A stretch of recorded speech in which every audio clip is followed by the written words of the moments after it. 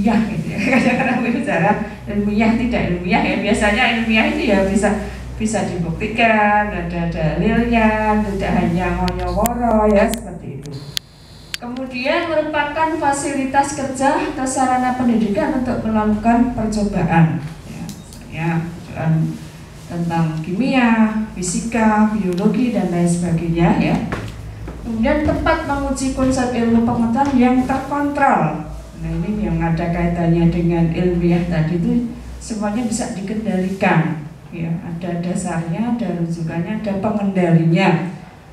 Tempat siswa belajar interaktif untuk mendapatkan pengalaman langsung dan keterampilan motorik setelah intelektual. Ini jadi kalau siswa itu di lab hanya melihat saja, apakah masuk praktikum gitu ya?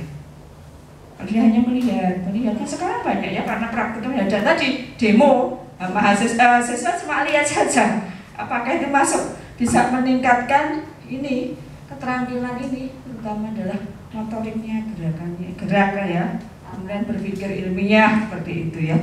Nah ini kan laboratorium ini jadi ya prinsipnya tadi untuk membuktikan suatu teori, tempat untuk berdiskusi, menghasilkan suatu teori, untuk melakukan suatu percobaan, untuk menemukan hal-hal yang baru ya. Seperti sekarang ini kaitannya dengan COVID ya, ini peranan laboratorium sangat penting ya.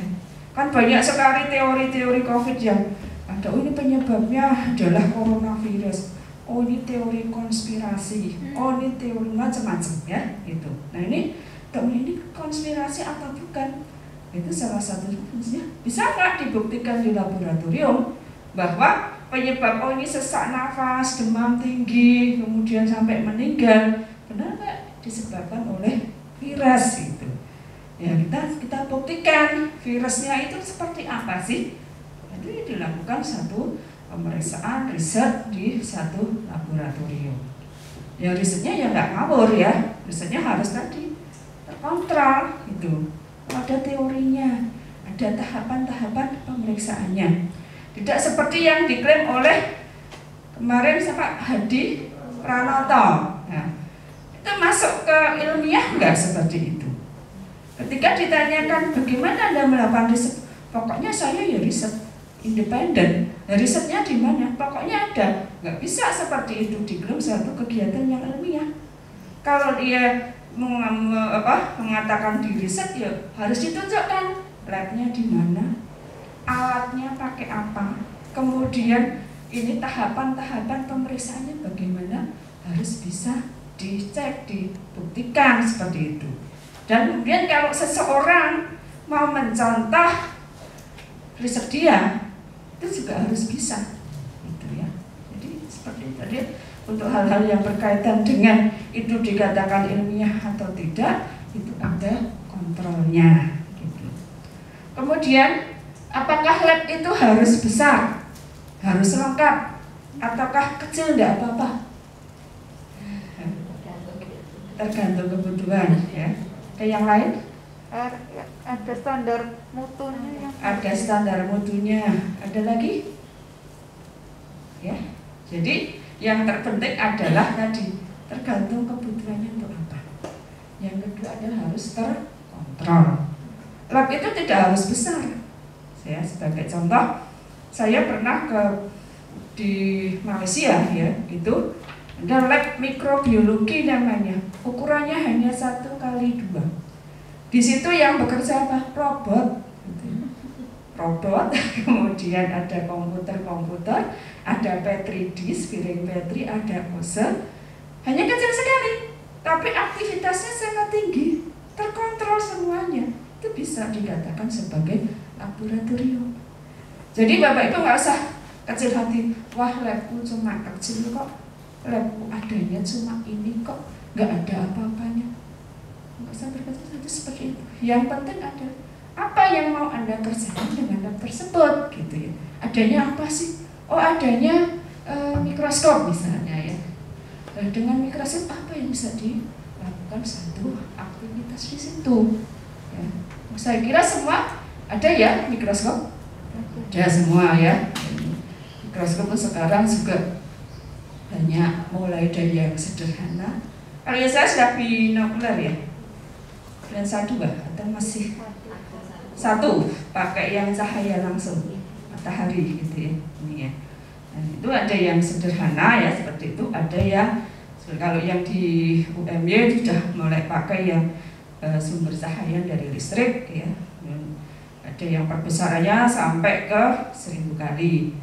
Kalau di sekolah-sekolah masih 400 kali ya. Nah, kalau 400 kali itu kalau mau melakukan satu riset yang kaitannya dengan melihat bakteri misalnya ya, jelas tidak bisa. Tapi kalau melihat jamur bisa. Ya, karena kalau jamur ukurannya 400 kali. Jadi tergantung itu, oh aku adanya mikroskop ini. Ya bagaimana dengan mikroskop itu bisa dikelola menghasilkan sesuatu yang bagus. Sekarang itu penggunaan lab inovasinya tergantung dari yang punya lab tersebut. Ya. Sebagai contoh ya, dulu FKUMY di sini nggak punya lab. Ya. Saya masuk ke sini tahun 94 baru berdiri, tidak ada laboratorium. Laboratorium hanya emplek-emplek itu dulu di Belajar itu ya. Kalau kampus depannya kan dulu yang tingkat itu ada lapangan, belakang lapangan itu ya ruangan cuma disingkit gitu, kecil. Dan itu untuk praktikum kalau hari ini nanti ada histo, pakai mikroskop. Setelah itu nanti ada fisiologi, ini bukot mikroskopnya ganti ini seperti itu. Dan saya pun nggak pernah membayangkan akan bisa sebesar ini. Tapi keyakinan kita pada waktu itu ya menawa itu, pokoknya saya punya ilmu, saya punya kemauan, ya gimana caranya lab ini bisa besar, bisa bermanfaat gitu ya. Dan saya dulu juga mengelola juga ya sebagai teknisi ya, sudah laboratorium iya, dosen iya, pokoknya multitasi tadi apa harus bisa. Dan pada waktu itu tidak pernah yang namanya mikirkan aku digaji ora ya, aku untuk gaji piro ya, nggak pernah. Karena ya sudah nama itu katanya kalau masuk Muhammadiyah kan mengabdi. Pengabdiannya karena saya punya ilmu ya sudah itu, karena punya uang nggak punya gitu ya. Jadi waktu mendirikan FK di sini semuanya dari nol. Ada yang pinjam di UIN fisika, pinjam ke UGM. Jadi waktu saya udah lulus, ini Anda bisa ada praktikum mikrobiologi, harus latihan dulu ke UGM. Ya kita berlatih, beberapa dosen berlatih, nyantrik. Ada praktikumnya mahasiswa, saya ikut gabung gitu. Karena ya ini pemecatan ini saya belajar gitu. Dan tidak dibayar, nombok ya saya ya. Jadi nggak pernah memikirkan yang namanya nanti dapat honor enggak, nanti dapat ganti atau enggak. Ya pada waktu saya sudah berkeluarga juga gitu ya. Jadi ya sudah, nama itu untuk pengabdian. Ya alhamdulillah kalau sekarang lab-lab yang kita rintis termasuk Pak Pitaran, tapi dulu ada Pak Superites mendirikan lab-lab itu ya dulu semuanya dari nol. Semua dari hal-hal yang tidak ada semua. Itu terus ada hibah dari UGM, oh sana UGM ada mikroskop nggak pakai, mas sini terima, apa nggak usah dipakai, terima seperti itu. Jadi kita, kalau UGM sudah gini-gini, ya udah adanya ini ya kita gunakan gitu. Membantu mahasiswa praktikum, ya bagaimana siswa itu mudeng gitu, ya kita belajar. Nerangkannya mungkin akan 10 kali lipat menerangkan lebih detail dibanding dengan mahasiswa yang di UGM yang sekarang kan labnya. Ya caranya seperti itu. Ya kita ngomong dilatih mahasiswa pun kalau yang masuk Muhammadiyah kan sama, the second class. Nah, sama juga kan yang masuk di Muhammadiyah rata-rata second class. Tapi bagaimana yang second class ini kita ubah bisa menjadi yang baik. UGM juga seperti itu. Nggak percaya Pak Pitara ini bagian konsultan itu. Wah namanya menangani mahasiswa yang bermasalah itu, Masya Allah, betul-betul harus sabar itu. Kita kan semuanya masa kan yang tidak diterima di PTN, tapi harus menghasilkan dokter yang sama kualitasnya dengan lulusan UGM. Ketika praktek kan nggak ada, oh ini urusan UMY, jadi standarnya sekian aja. Nah, UGM standar enggak. Kalau yang ada dokter ya mau urusan PTS semuanya standarnya sama. Ya kita harus menghasilkan sesuai dengan standar yang ditentukan gitu. Jadi gimana ya harus belajar. Ya mahasiswanya belajar, dosennya belajar terus seperti itu. Jadi nggak usah terlalu pesimis, rendah diri gitu ya. Oh, labku kok cuma kayak gini ya. Sama di sini dulu juga seperti itu. Pindah ke sama pakes juga sama, umpek-umpekan kayak gitu.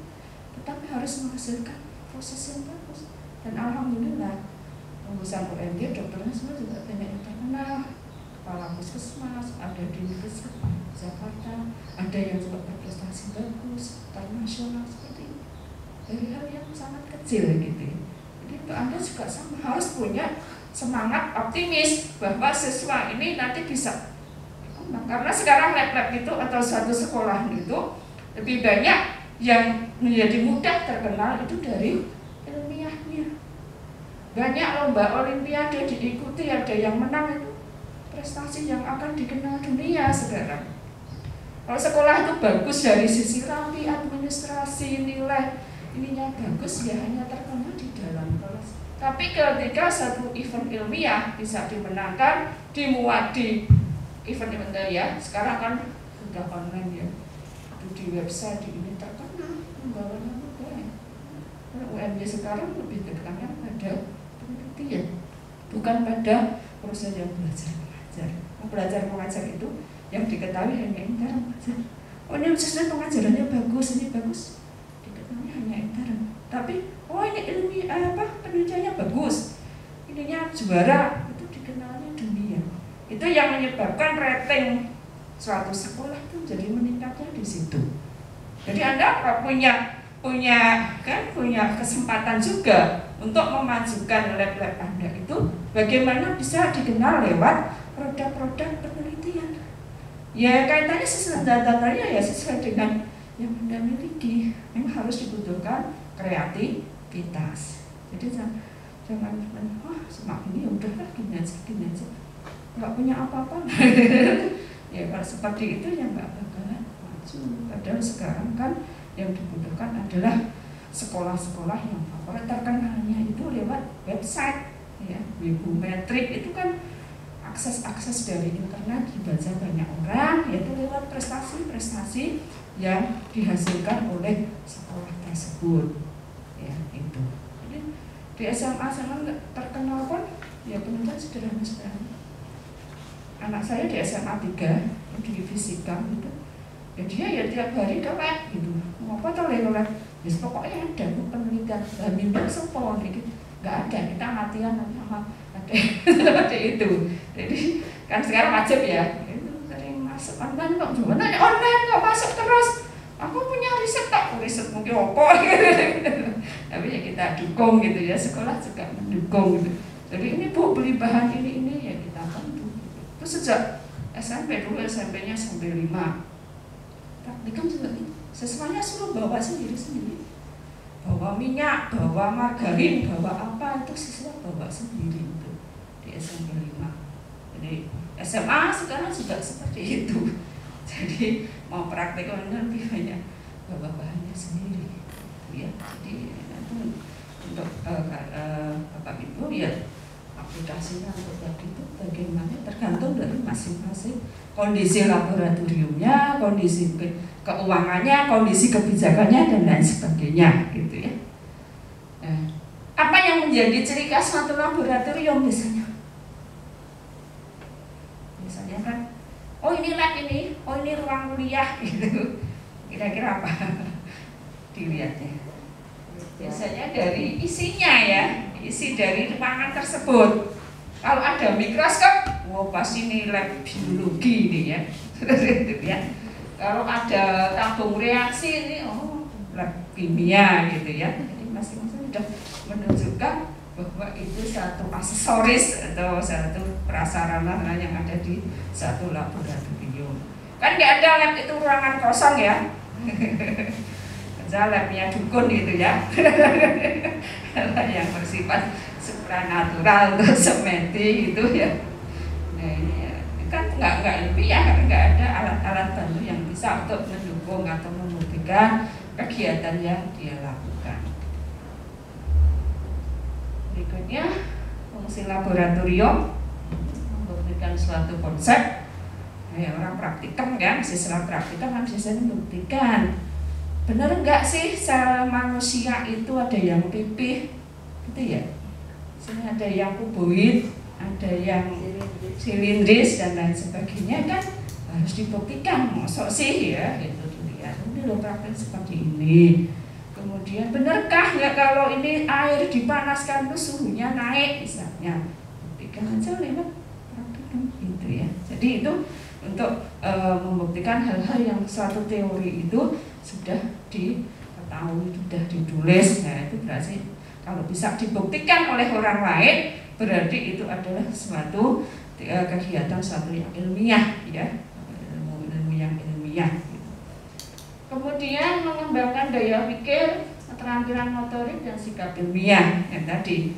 Ya kalau di lab ya mahasiswa tergantung dari tujuan instruksionalnya apa. Siswa bisa memahami misalnya atau bisa menggunakan mikroskop misalnya atau bisa menggunakan termometer, bisa menggunakan dan lain sebagainya. Itu tergantung dari tujuan instruksional khusus. Apa ya sebenarnya yang objektif. Kalau di siswa apa ya? Ada LKS ada ya? TIK atau apa itu tujuan pembelajaran ya? Tujuan pembelajarannya apa yang akan dicapai dalam satu pertemuan tersebut. Kemudian kalau sikap ilmiah ya ada diskusi-diskusi. Misalnya kan biasanya kalau habis satu praktikum kan ada ini hasilnya silahkan didiskusikan, buat laporannya, kesimpulannya apa. Itu kan melatih untuk bersikap ilmiah. Tergantung dari tadi tujuan pembelajarannya apa, tercapai atau tidak. Nah itu dilihat dari hasil pembahasan dan kesimpulan. Apakah ada satu temuan khusus misalnya? Itu kan bisa juga ya, misalnya penelitiannya harusnya itu air dipanaskan suhunya naik, kok ini nggak naik misalnya gitu. Ada sesuatu. Apakah salah cara mengerjakannya? Sesuai nggak dengan cara ininya, prosedur kerjanya seperti itu. Kemudian memahami konsep ilmu, nah ini dengan eksperimen. Ya ini biasanya eksperimen itu untuk menghasilkan suatu teori yang baru gitu ya. Atau mungkin teori di luar negeri kita mau cobakan di sini juga bisa. Sekarang ya apa itu coronavirus ya, itu kan ada yang mengatakan itu kan bukan makhluk hidup, itu kan konspirasi, itu kan biar orang Islam tidak bisa sholat di masjid, tidak bisa naik haji. Nah, seperti kan banyak teori seperti itu. Bahkan ada sementara bagian ini nyata, ini bisa membunuh orang, bisa menyebabkan ini itu, ya dibuktikan aja di laboratorium. Dan kalau virus ya itu, kalau untuk melihatnya itu ya untuk lab-lab yang itu mempunyai modal dasar untuk melihat struktur virus kan itu harus menggunakan namanya mikroskop elektron. Mikroskop kita yang binokuler yang melihatnya hanya 1000 kali ya jelas nggak bisa melihat virus karena virus ukurannya nanomikron. Bisanya hanya menggunakan mikroskop elektron. Nah, mikroskop elektron itu sampai sekarang jarang yang punya. Yang punya ya biasanya kalau di Indonesia ini seperti Bio Farma atau suatu pabrik atau lab-lab yang itu kaitannya untuk menghasilkan vaksin, untuk menghasilkan suatu kit diagnostik. Itu biasanya kalau dia mau concernnya di penelitian virus yang biasanya punya mikroskop elektron. Tapi kalau kita nggak concern ke situ ya nggak punya karena mahal, harganya itu miliaran gitu ya. Jadi satu mikroskop elektron bisa untuk membangun satu gedung lab mungkin lebih satu ya gitu. UMY kan nggak punya ya karena memang sangat mahal, lebih ke skala prioritas yang lain dulu gitu ya.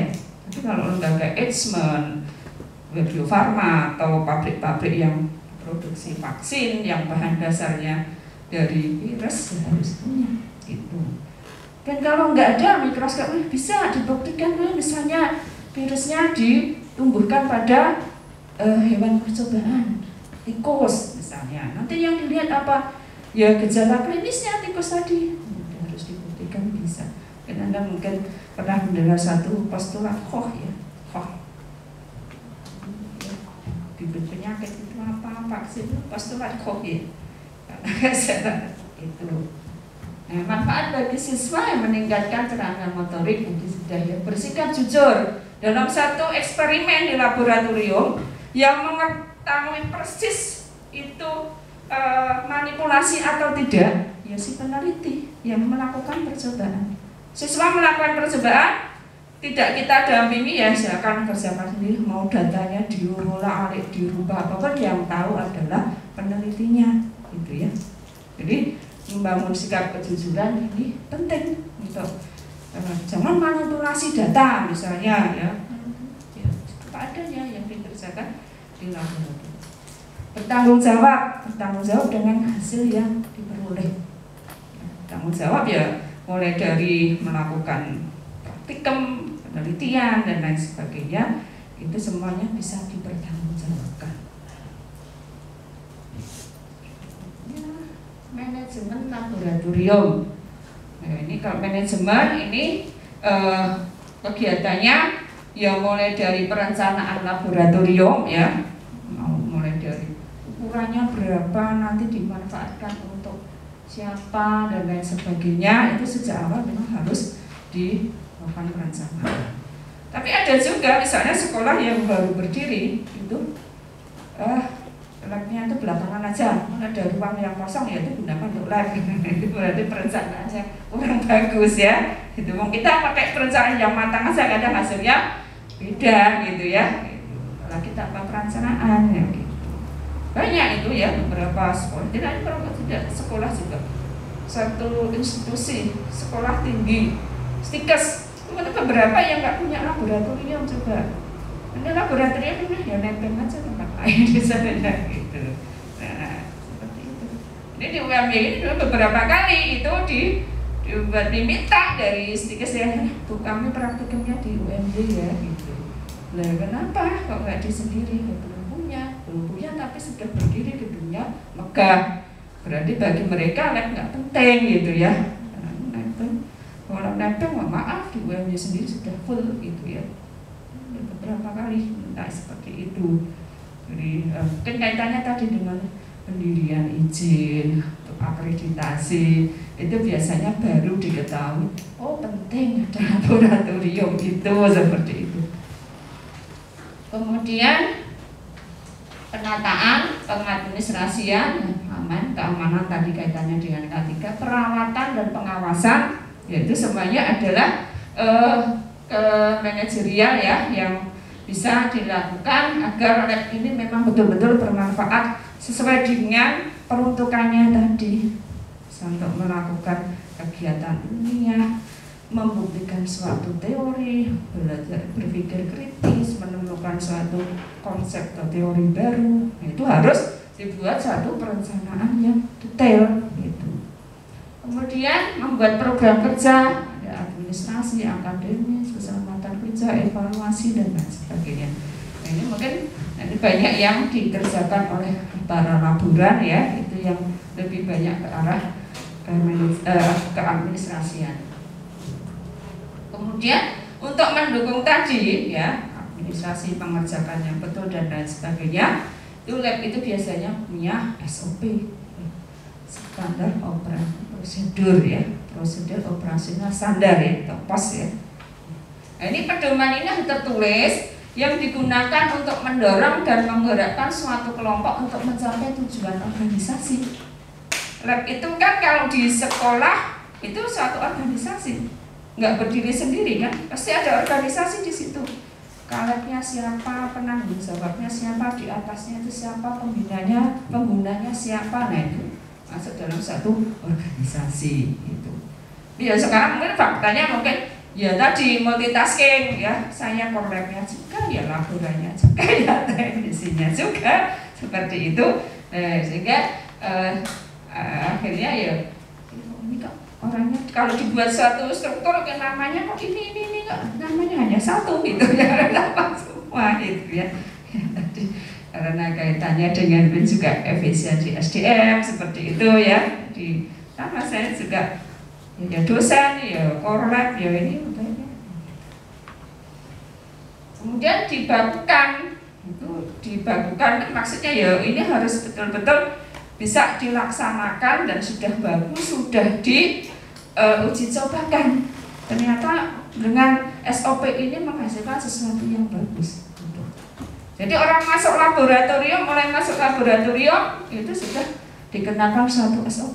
Misalnya di sini ya di lab di biomedik kedokteran ada SOP tata tertib praktikum. Bagaimana mulai dari syarat-syaratnya, waktu praktikumnya harus mengikuti jadwal, harus daftar dan lain sebagainya.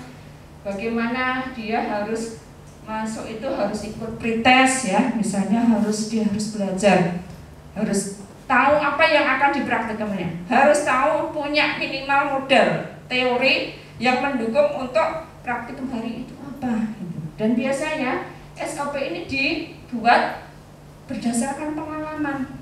Ya, pengalaman sudah bertahun-tahun seperti itu.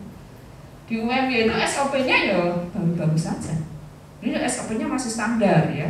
Biasanya kalau itu berdiri kan, oh SOP yang tempat lain kayak apa sih? Ya gitu. Tapi seiring dengan perjalanan waktu, masing-masing sekolah, masing-masing universitas, masing-masing akan punya kekhasan sendiri-sendiri.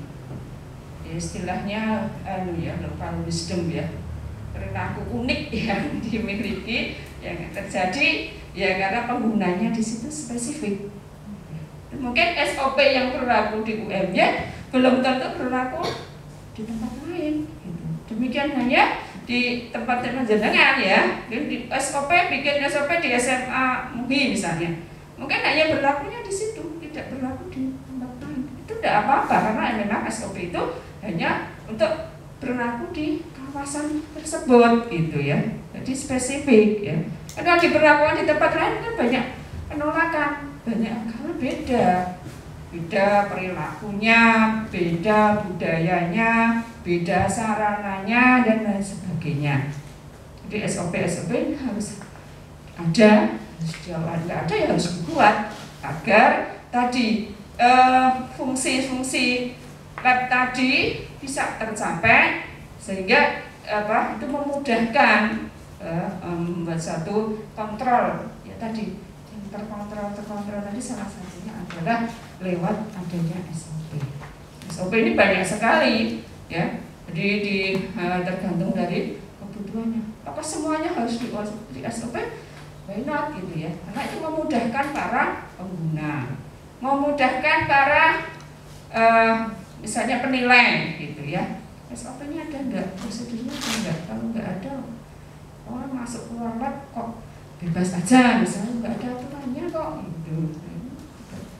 Jadi kemudian bahkan sampai di sini juga ketentuan pakaian juga diatur. Masuk lab ini apa sih? Enggak boleh pakai ini, harus pakai ini, harus pakai jas diatur detail. Semakin detail SOP itu semakin bagus karena orang makin enggak bertanya-tanya. Oh prosedurnya gini-gini ya. Kalau SOP itu masih menimbulkan multitafsir, yang repot nanti kalian sendiri, kita sendiri, karena orang memakan banyak tanya. Itu tertulisnya gini, maksudnya gimana? Itu satu orang, ada penggunanya banyak, tiap hari pusing jawabnya seperti itu ya. Tapi kalau itu sudah detail, orang tidak multitafsir, atau kalau ada misalnya ada apa-apa, silakan baca SOP. Kalau SOP-nya misalnya orang nggak mau baca banyak sekali, SOP itu bisa dalam bentuk ya, narasi poin-poin, bisa juga dalam bentuk alur seperti ini. Kan tadi kalau ada yang lewat di lab itu ada ditempel di dinding-dinding itu seperti ini. Jadi ini untuk memudahkan memudahkan gimana sih kalau misalnya mau penelitian di lab biomedik, alurnya seperti ini, SOP-nya harus daftar, harus gini, dari sini kemana seperti itu. Jadi nomor ini lebih memudahkan daripada yang baca 1, 2, 3 yang narasi tadi. Jadi Itu biasanya dalam satu buku standar SOP itu ada 2. Ya ada yang narasinya, kemudian ada yang dalam bentuk alurnya. 2 dalam satu buku itu harus ada. Jadi banyak hal. Sini ya SOP-nya banyak tentang penelitian, tentang hal, tentang tata tertib, tentang apa itu misalnya ujian dan lain sebagainya. Kalau ilham taruh di SMP, SMA ada nggak ya? Misalnya mahasiswa ada yang nggak bisa ikut praktikum karena nggak masuk gitu, ada ya? Harus menggantikan itu atau dari lain gitu, dibimbing sama satu guru gitu ya. Harus jelas ininya. Berikutnya organisasi lab. Bu, saya tanya dulu Yeah. tentang SOP. Yeah. Bisa sedetail itu apakah kita bikin kesepakatan sendiri intern atau kita juga mendatangkan dari pihak yang di atasnya, misalnya di dinas atau mana ya, untuk bikin SOP itu bagaimana Bu? Kalau ke dinas kayaknya enggak, tapi Atau ada intern. buku khusus peraturan tentang seperti itu misalnya, Iya. permen gitu, atau kita bikin sendiri, sedangkan Bikin. kan biasanya pengetahuan si yang punya sekolah laboratorium kan belum sedetail sampai seperti itu ya, berarti kita harus mendatangkan pengalaman gitu ya. Ya itu biasanya SOP itu kan nanti dibikin intern orang di dalam itu sendiri, pengguna. Ya misalnya sebagai korek, saya bikin SOP untuk tata tertib siswa masuk sekolah, masuk lab. Kan yang tahu persis. Misalnya kalau di lab ini masuknya harus gini-gini, ini aman itu. Tadi kaitannya dengan K3 harus gini-gini itu bisa. Kemudian setelah dibikin, mintakan masukan teman sejabat. Saya bikin SOP seperti ini, pengguna biasanya guru dulu. Ini kalau seperti ini bisa diterima enggak gitu ya? Share ke teman-teman. Kemudian siswa mau ditafsir enggak gitu. Memudahkan sebagai siswa tidak gitu. Oh ini bagus ini kita uji coba. Kita masukkan, kita berikan kepimpinan. Kalau sekolah, kalau di sini edikan. Saya bikin SOP ini mohon ditandatangani, kalau ada yang tidak sesuai mohon dikoreksi. Kalau enggak ini udah oke. Dan ditandatangani, teman sepakat, ini sepakat, saya ke siswa. Ini ada SOP. Mulai kita berlakukan kapan gitu. Misalnya ini kita bikin sekarang. Oh mulai berlakunya mungkin semester mulai bulan September misalnya. Itu disosialisasikan. SOP itu wajib disosialisasikan. Tidak hanya mau ditempel atau dalam bentuk buku, yang tahu ya yang membuat, yang baca yang membuat, jangan seperti itu. Karena ini yang penggunanya untuk ya siswa, ya untuk gurunya, untuk orang lain misalnya ya. Jadi lah mau sampai ke dinas atau tidak, saya kira kalau ke dinas enggak ya, karena itu hanya berlakunya kan di lingkungan tersebut. Kalau dinas kan sudah mikirnya kan, mungkin kalau dinas yang SOP yang berlaku itu untuk umum, yang berlaku di SMA 1, 2, 3 dan sebagainya kan skopnya lebih luas. Kalau SOP yang di lingkungan lab ya hanya tersebut gitu ya. Jadi itu, jadi ini spesifik biasanya SOP. Berarti ini bisa suatu saat diganti lagi gitu ya. Oh bisa, Mengikuti situasi. iya. Tempat saya tuh SOP-nya berubah-ubah. Iya, kita ini nggak dikeluarkan mahasiswa jalankan masa proses. Wah nggak bisa Bu, ini seperti ini. Wah masukan banyak, jadi kan ribuan gitu ya. Ya itu salah satu pusingnya jadi orang itu tiap hari. Makanya biasanya kalau ada siswa yang dirugikan dengan adanya SOP itu biasanya komplain. Mereka maunya enaknya sendiri gitu. Tapi kita nggak seperti itu, jadi kita evaluasi. Ini kira-kira kenapa ya kok siswa ini komplain? Dia kesat tok, ya wes karena kesat ya nggak usah dirubah. Tetapi karena memang ini biasanya kalau itu banyak yang komplain, mayoritas itu berarti ada yang bermasalah di SOP tersebut. Kita tarik, kita perbaiki, evaluasi. Jadi SOP itu bisa berlakunya hanya mungkin seminggu bisa, 2 hari juga bisa. Kita perbaiki seperti itu. Dan lama-lama membuat SOP yang bagus itu seiring dengan waktu gitu. Oh kebiasaan siswa di sini itu seperti ini. Mau kita samakan dengan itu nggak bisa, karena eksklusifnya di situ. Jadi saya katakan sehingga SOP kadang tidak bisa berlaku untuk sampai ditandatangani kepala dinas itu ya enggak, karena tadi spesifik. Sudah jelas nih? Ya, ada lagi? Ada. Itu. Kemudian organisasi lab. Ya, di sini ya di kepala sekolah ya, kepala lab. Harusnya ada teknisi, ada laborator. Kalau sekarang ya tadi Hana BI tadi ya. Jadi ya guru ya, lab ya laborator, ya teknisi dan lain sebagainya. Nah, itu ya organisasi yang seperti itu ya biasanya ya memang sudah tidak bisa menghasilkan yang maksimal gitu. Nah, misalnya ya banyak kekurangan. Nah, itu kalau kaitannya dengan satu akreditasi yang menjadi mengurangi nilai akreditasi. Karena apa? Harusnya itu terpenuhi, tidak ada poinnya menjadi kurang gitu ya. Di sini pun juga ada di kedokteran ini ya, saya ketuanya, kemudian di atas saya ya Kaprodi ada dekan gitu.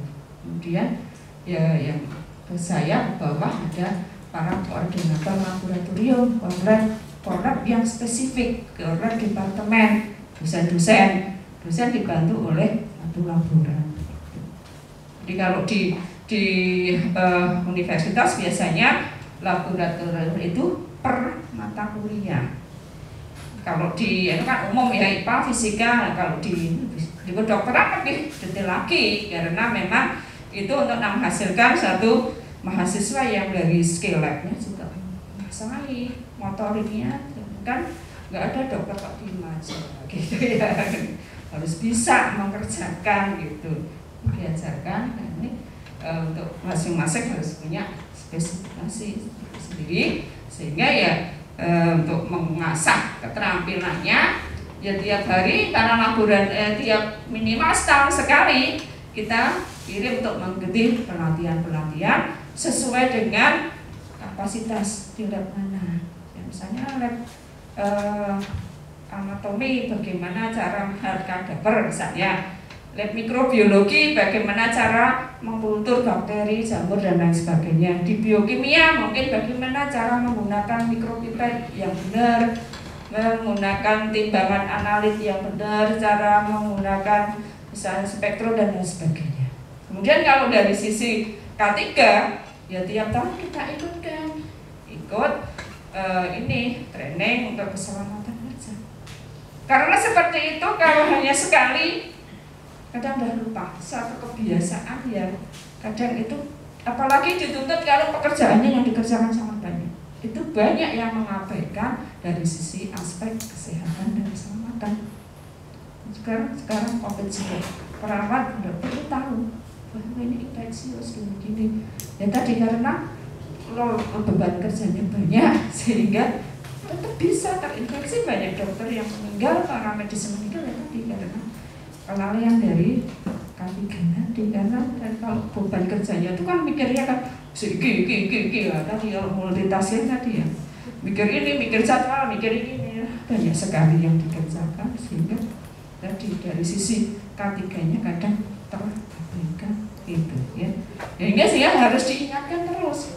Ya, tiap tahun kita kirim ikut pelatihan tiap tahun biar ingat bahwa K3 itu penting ya untuk dirinya sendiri, untuk orang lain, untuk lingkungan gitu ya.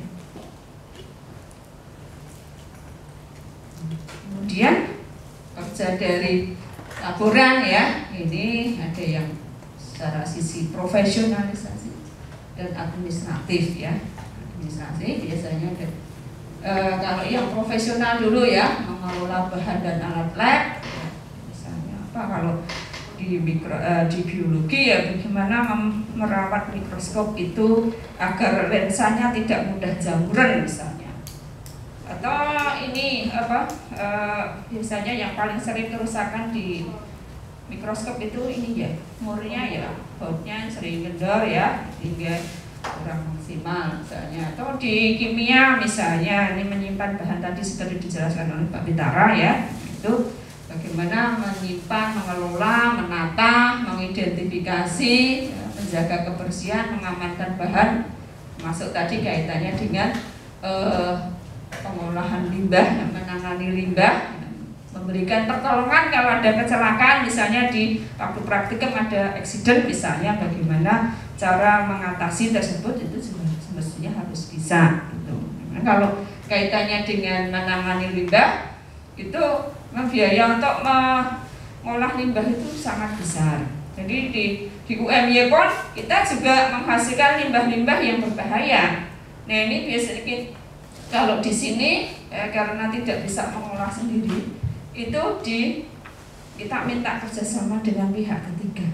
Jadi kalau di sini kalau dikirim ke PKU, rumah sakit PKU, nanti dari sana IPA itu akan dikirim ke pihak ketiga, ada jasa untuk pengolahan limbah gitu, karena kita nggak bisa mengerjakan sendiri gitu ya. Jadi untuk sekarang banyak jasa-jasa satu PT yang bergerak pada jasa pengolahan limbah. Jadi tidak harus dikerjakan sendiri. Di sini tiap praktikum yang menggunakan limbah-limbah itu ditampung jadi satu, nanti kirim ke rumah sakit PKU, ditampung ikut, nanti dicas bayarnya berapa. Masuk juga misalnya kalau yang mikrobiologi itu ya kan infeksius yang dihasilkan kan, kita kan sering menanam bakteri TBC, difteri, coli, penyebab batuk, pneumonia dan sebagainya. Ya setelah habis praktikum itu bahan-bahan yang kontak dengan berbagai mikroba kita anggap patogen semua didekontaminasi dulu, sterilkan dulu ya. Setelah dibuang ke tempat sumur limbah itu sudah aman, tidak mencemari ke lingkungan. Jadi kalau yang di mikro, kalau yang kimia seperti anatomi, biokimia gitu ya, yang reagen gitu ya juga dikumpulkan jadi satu ya, itu tadi. Tapi kalau yang mikro, yang patogen gitu ya kita bunuh, tidak kok langsung. Kan biasanya kan untuk menumbuhkan mikroba jamur seperti itu hanya sederhana kok, itu pakai media pertumbuhannya pakai agar-agar gitu. Tumbuhan pada agar-agar banyak, diperbanyak gampang gitu ya. Jadi kalau di mikro itu misalnya saya ya mau berbuat jahat sebagai teroris mikroba gitu bisa ya. Jadi pakai bikin senjata biologis itu gampang. Saya menumbuhkan, misalnya saya dendam gitu ya, sudah saya sukses ini tak kasih kuman TBC biar kena semua, jadi karena bisa memelihara. Jadi ilmu-ilmu itu kalau berada pada orang yang tepat ya aman, tapi kalau berada pada semua tergantung pada etikanya ya. Karena bikin senjata mikrobiologi sangat mudah, murah, gampang gitu ya, dibanding yang senjata tembak yang bom itu. Dan itu sangat, sekitar kita banyak ya, misalnya ya Bacillus thuringiensis itu kalau seseorang menghirup itu dalam dosis yang sangat rendah gitu ya, itu bisa kulitnya melepuh semua gitu. Ya. Kalau virus corona itu senjata biologi yang dari Cina benar nggak? Ya, itu teori yang konspirasi gitu ya, maksudnya ya. Sampai saat ini ya kita ya berpikiran positif itu bukan teroris ya, karena buktinya Cina sendiri korbannya yang meninggal banyak ya, seluruh dunia gitu ya. Kalau rasanya kalau itu konspirasi itu kok masa sih tega mengorbankan rakyatnya yang puluhan ribu untuk meninggal seperti itu, kan kayaknya nggak mungkin gitu ya. Karena Cina sendiri juga kedodoran untuk mengantisipasi penyebaran dari COVID. Ya saya kira itu memang ya wabah bencana yang terjadi di abad 21 ini ya, karena sebetulnya seperti virus itu bagian dari suatu ekosistem lingkungan. Kalau di alam ini nggak ada virus mungkin ya akan kacau kehidupan, karena dia masuk ke yang produsen tingkat 1 ya, pengurai kan. Jadi pengurai itu kan ada virus, ada bakteri, ada jamur, dan itu satu ekosistem. Jadi misalnya 80%-nya harus bakteri, 20%-nya jamur, 10% virus di alam ini harus ada. Kalau komposisi seperti itu ya alam kita homeostasis, stabil. Tapi ketika terjadi perubahan lingkungan, otomatis mikroba juga mengalami perubahan. Ya tadi mungkin yang dulunya corona ini ada, Jauh dari dulu mesti ada, sudah ada. Tapi bisa dikendalikan karena apa? Lingkungannya masih bagus, ekosistemnya jalan sempurna, stabil, homoyo ya, artinya seimbang gitu ya. Tapi karena seiring dengan pertumbuhan manusia ya, yang pohonnya makin sedikit, polusi makin banyak, seperti yang terjadi perubahan lingkungan, mikrobanya mengalami perubahan. Ya mungkin salah satunya menjadi infeksius, menjadi patogenik. Nah, ketika itu masuk ke dalam tubuh manusia, mereka mengalami mutasi namanya. Mungkin di teori di banyak berita TV kan sekarang, coronavirus ini sekarang sudah ada 50 strain. Strain itu maksudnya ya jenisnya. Nah, 50 yang menginfeksi di Cina dengan yang di Indonesia beda, dengan di Amerika beda, di Arab beda misalnya. Kenapa kok ya? Mereka mengalami perubahan, mutasi namanya. Kenapa kok mutasi? Ya virus mengalami penyesuaian diri. Habitat di Cina dengan di Indonesia sama tidak? Beda. Dengan di Amerika beda. Kebiasaan makan orang beda sama sini. Padahal ini virusnya virus RNA namanya ya. RNA itu tidak butuh masuk ke dalam intisan orang. Dia hanya masuk sitoplasma, replikasi, perkembangannya cepat. Nah kalau dia ketemu dengan bahan-bahan yang berbeda-beda tadi, virus kan akan menyesuaikan diri, adaptasi, mutasi akhirnya. Jadi kalau itu satu konspirasi untuk terus kayaknya sampai sekarang ya dari sisi ilmiah kok enggak gitu ya. Ada lagi? Itu. Nah ini seperti teori seperti itu, pengetahuan ini ya tugas kita, tugas kalian sebagai guru IPA, sebagai laporan harus tahu, ya harus jangan malah terbawa, oh ya itu konspirasi, itu Islam itu pokoknya reso naik haji, itu, lalu itu haji itu juga di Arab itu ya namanya penutupan di Masjidil Haram kan sudah beberapa kali, gitu ya. Sejak zaman dulu sudah ada, nah, zamannya Nabi juga ada tahun itu ya, ada waktu ya, mungkin. Ini hikmahnya ya kalau dulu hanya baca-baca tentang tahun-tahun seperti apa caranya, secara hanya baca dari hadis, dari ayat, dan sekarang mengalami sendiri. Mungkin kembali ke Islam. Oh, nah Islam ini ada lockdown, kamu jangan datang ke sana, jangan itu, harus berdiam diri. Itu mungkin salah satu hikmahnya adalah membuktikan apa yang tertulis dalam Al-Quran. Ya saya ambil positifnya seperti itu, gitu ya. Yang namanya rasional ilmiah, orang-orang IPA yang harus bisa menjelaskan ke masyarakat. Dan ya itu ya. Kemudian dari sisi administratif ya meminimalisir bahan-bahan, alat apa sih yang kita miliki di lab tersebut ya, itu misalnya mikroskopnya sekian, yang ini tahun berapa seperti itu pemakaiannya, kemudian mencatat penggunaan jumlahnya dan lain sebagainya. Itu kaitannya dengan inventarisir ya. Jadi catatan-catatan itu biasanya itu kaitannya kalau ada akreditasi, itu dilihat dari situ. Lab ini pernah digunakan nggak sih? Dilihat dari catatannya.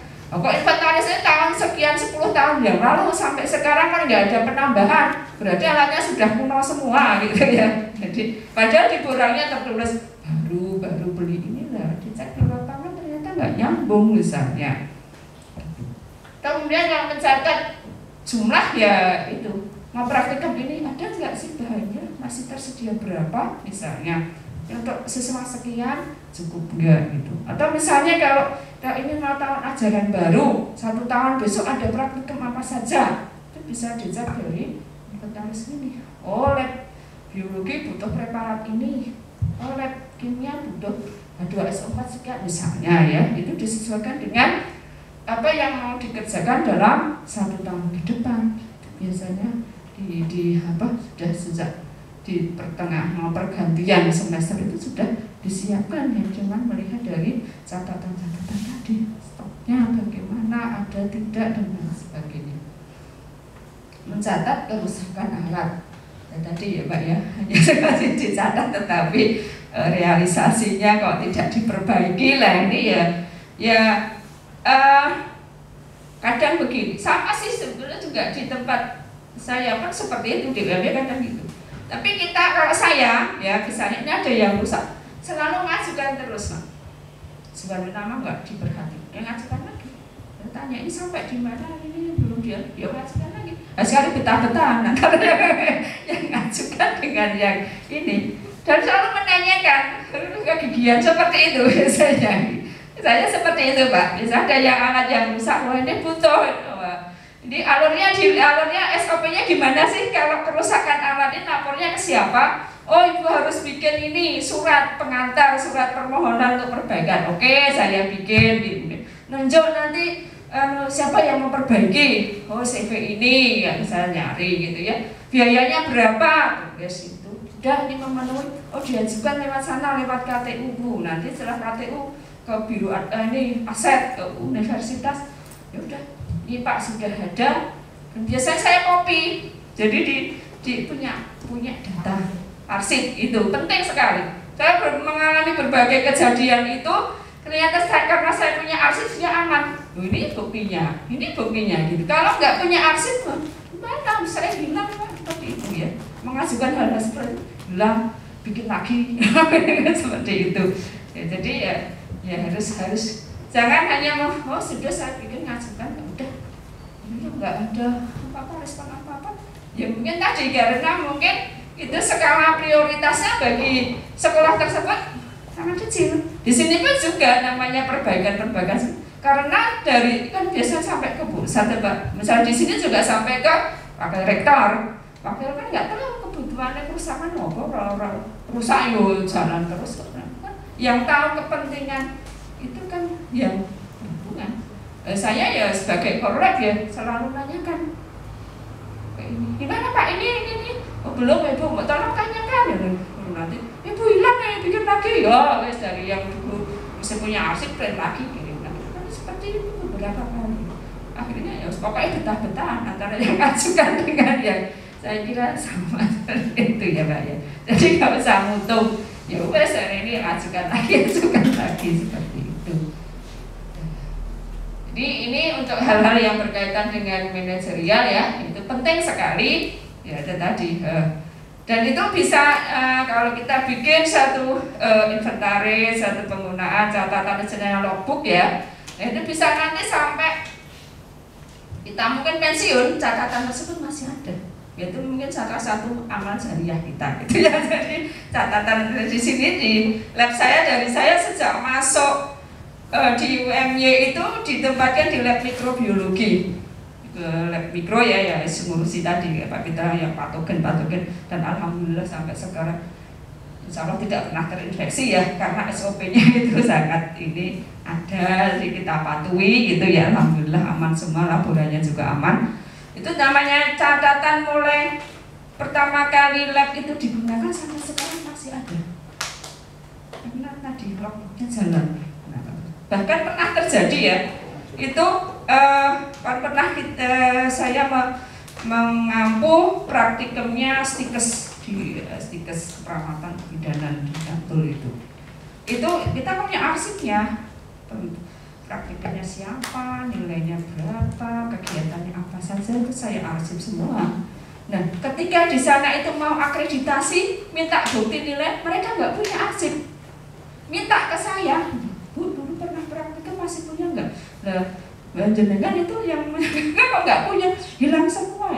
Yang catatan saya masih ada. Saya masih punya, Bu. Ya tolong Bu dikirimi loh gitu lah.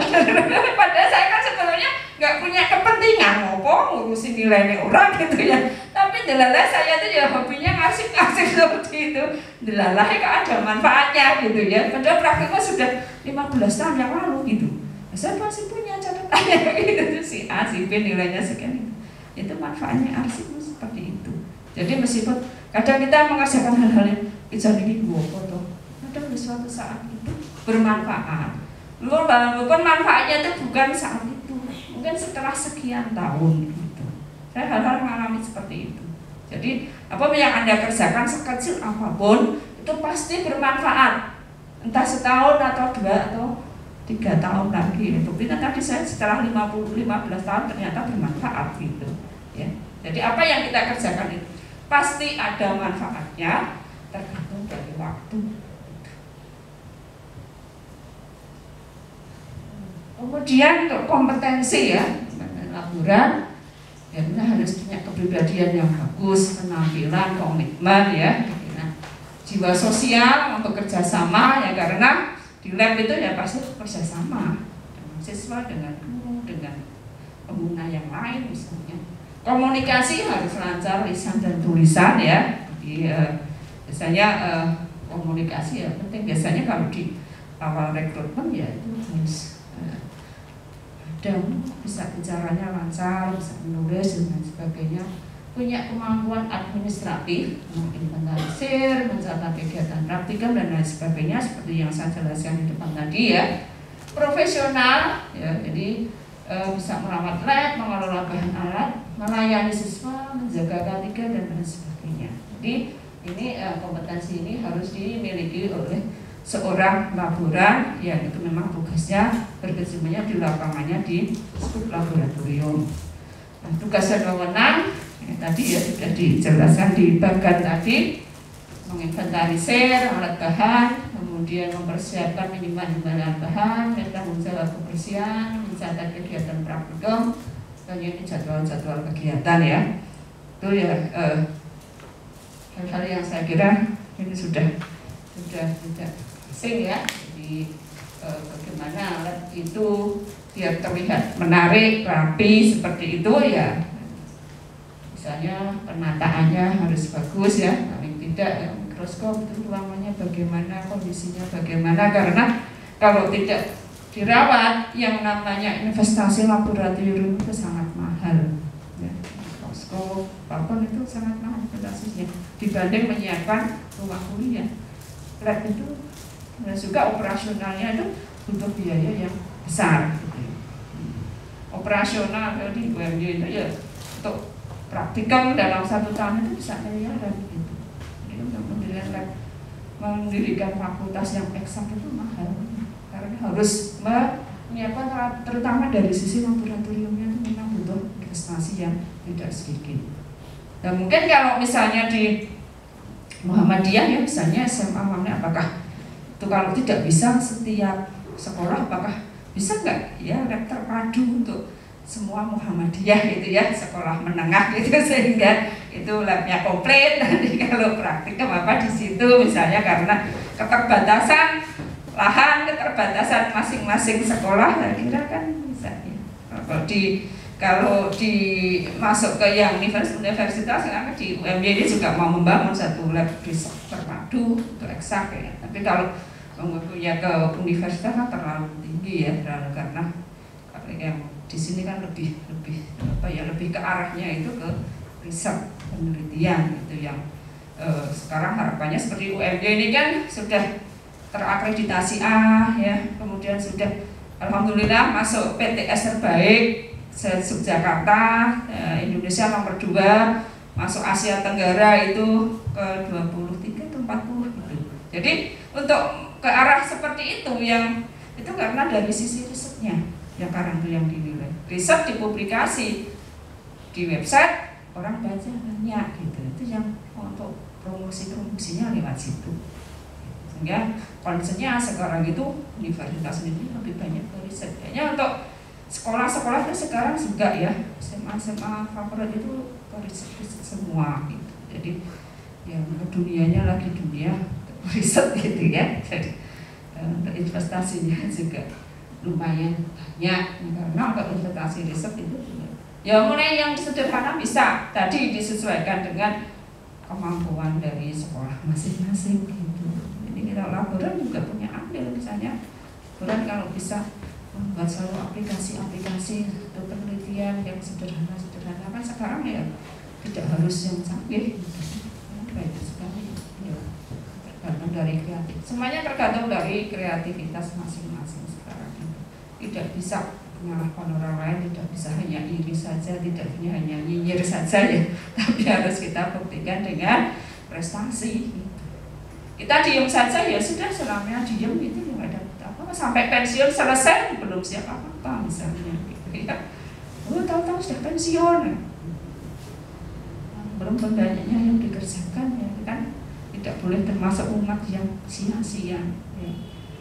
Waktu demi waktu itu sangat berharga ya, mulai dari